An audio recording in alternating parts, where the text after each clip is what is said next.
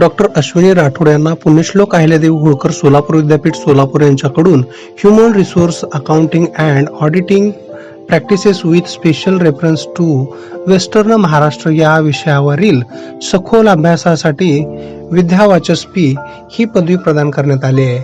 दिनांक 2 ऑगस्ट 2025 रोजी विद्यापीठात झालेल्या मौखिक सादरीकरणात त्यांनी आपल्या संशोधनातील महत्त्वाचे निष्कर्ष मांडले. ह्युमन रिसोर्स ऑडिटिंग व अकाउंटिंग प्रॅक्टिसेसमधील विद्यमान अडचणी आणि भविष्यातील सुधारणा यावर त्यांनी अभ्यासपूर्ण मते मांडत महत्त्वपूर्ण सुधारणा सुचविल्या.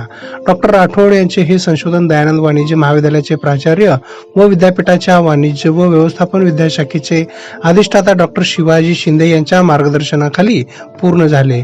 त्यांच्या अभ्यासू वृत्तीचं आणि चिकाटीचं सर्वत्र कौतुक होत आहे. डॉक्टर अश्विनी राठोड या निवृत्त पोलीस उपअधीक्षक निलकंठ राठोड यांच्या कन्या आहेत.